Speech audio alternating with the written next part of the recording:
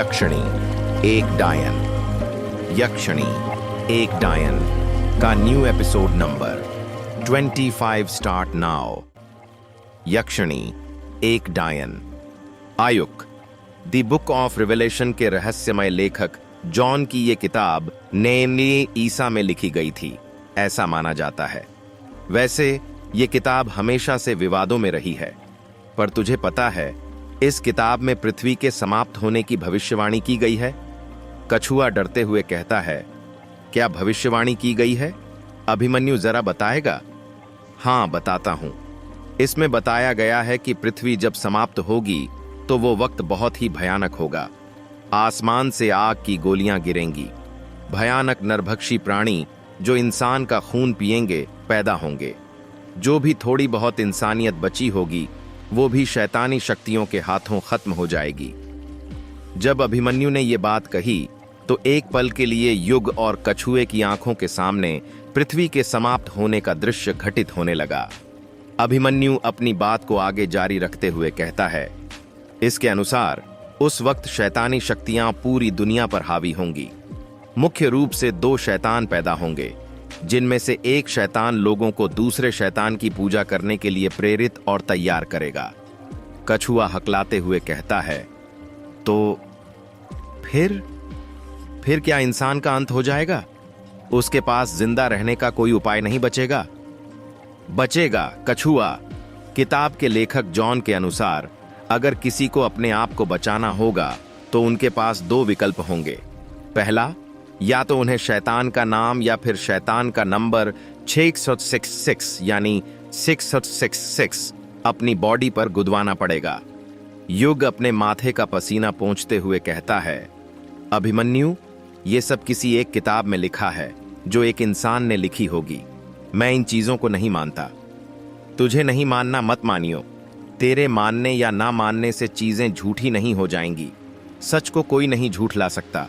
तुझे नहीं पता, पर बहुत सारी किताबों में 666 को शैतान का नंबर बताया गया है।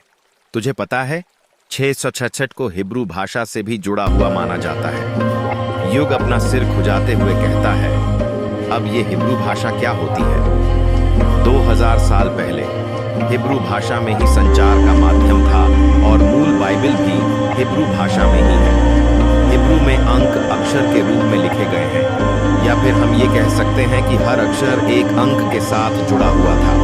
666 भी किसी अक्षर के साथ ही जुड़ा था और इसका उपयोग कोड के रूप में होता था।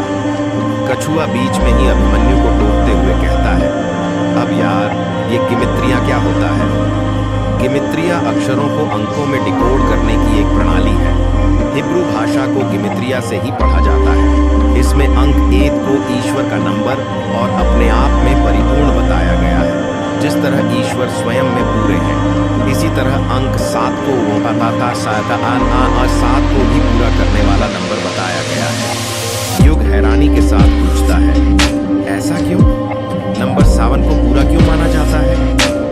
क्योंकि बाइबल में माना जाता है कि ईश्वर ने 7 दिनों में सृष्टि की रचना की थी, इसलिए 7 से ठीक पहले आने वाले नंबर 6 को अधूरा बताया गया है। इसके अलावा ये भी कहा जाता है कि छठे दिन ही भगवान ने इंसान की रचना की थी और छठे दिन ही भगवान की आज्ञा का उल्लंघन करने के कारण आदम और हव्वा को उनके प्रकोप का भाजन बनना पड़ा था।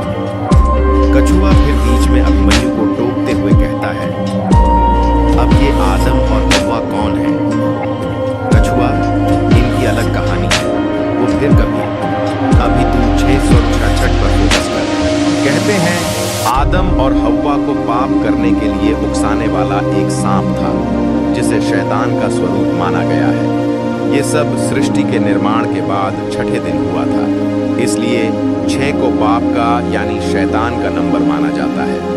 जैसा कि हम सबको पता है, यक्षिणी मर्दों के साथ संभोग करके उन्हें मार देती है, तो हो सकता है वो भी शैतान हो और उसी ने दरवाजे पर ये 666 लिखा हो ताकि वो शैतान को बुला सके।